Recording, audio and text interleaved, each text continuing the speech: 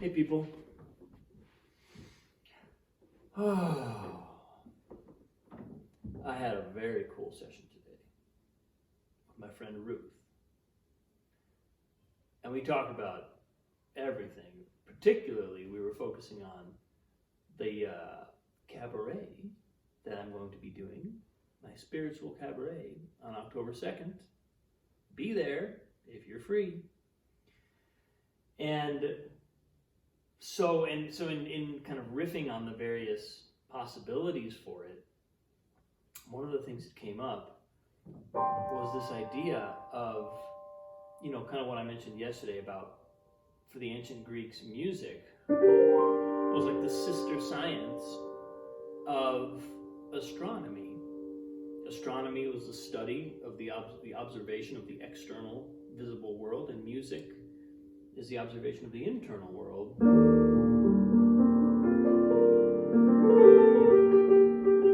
And we were talking about, Ruth had asked me about something that I had spoken about before.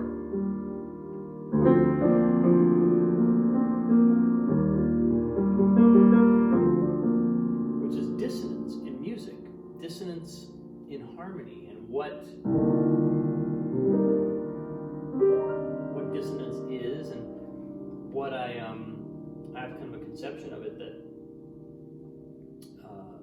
that I sometimes like to share. Just we talk about how music has evolved over time. Music has gone from essentially employing only very, very consonant intervals like the octave or the fifth, or maybe eventually the fourth.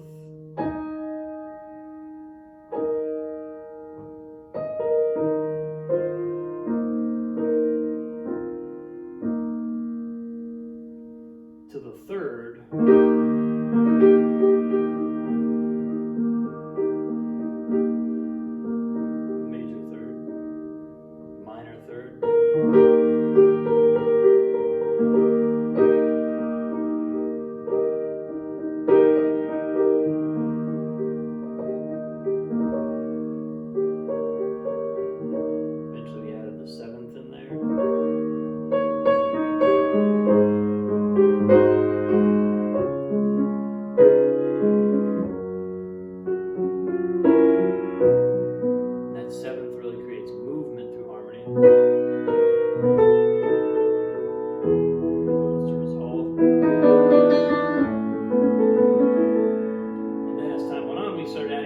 Dissonance, like adding the 9, the 13,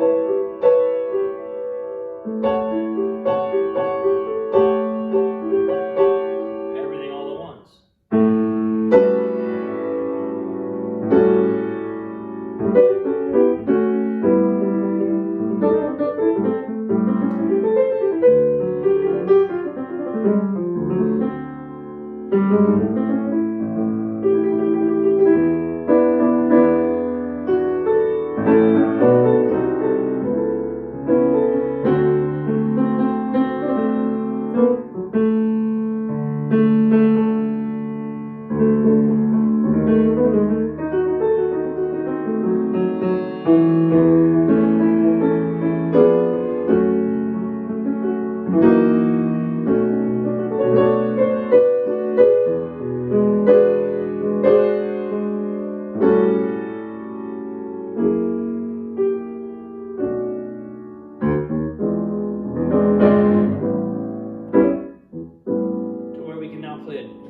Dissonant chord.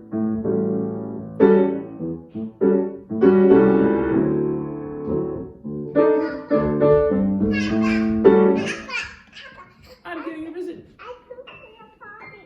You pooped in the potty? Yay! Yay! Good for you, sweet pea.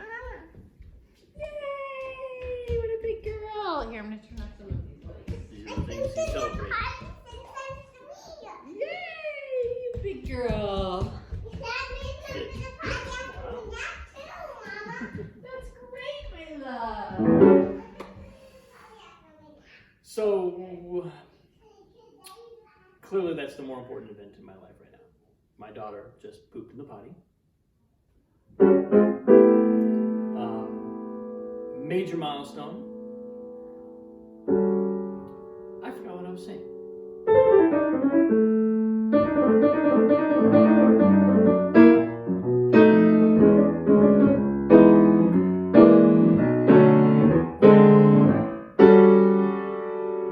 Right.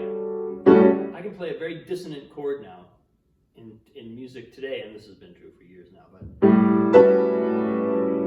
listen to all that dissonance, but it sounds like the home key to me because that's what I hear.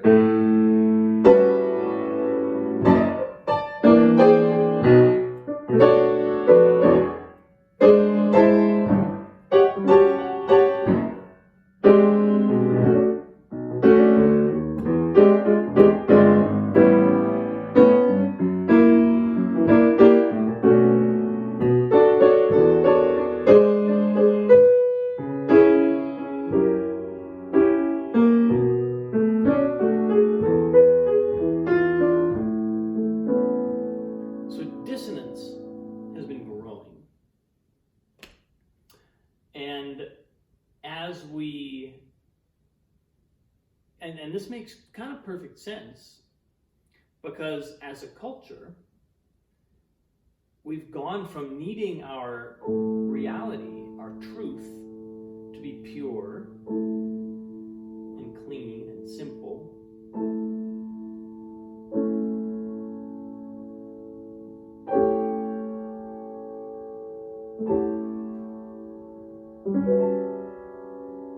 to being able to hold more and more complexity. And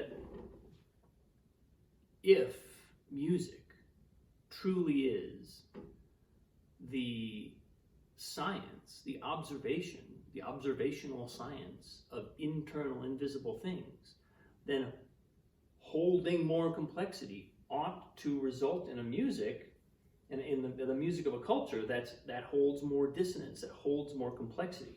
It's harder to hear.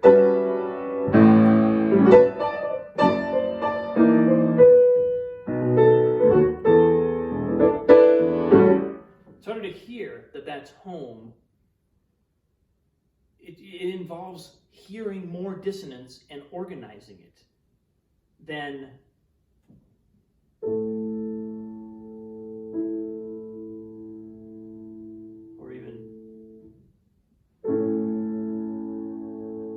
that's very pure. It's very clean. Much less complexity. So this isn't something that in at least the way I think about it, it's not something that I'm judging, but I am, because it doesn't, essentially we're watching ourselves learn to hold greater and greater complexity.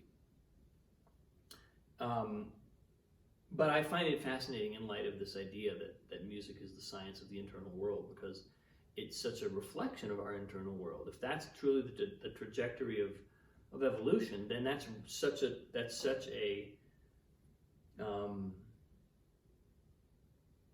beautiful and perfectly appropriate direction for things to be traveling. Greater and greater complexity. Holding greater and greater complexity. I mean, that's one of the hallmarks of maturity too, in my book anyway, the ability to sort of like not need the answer to be clean and simple and immediate, being able to be patient longer, let the answer be unclear for longer.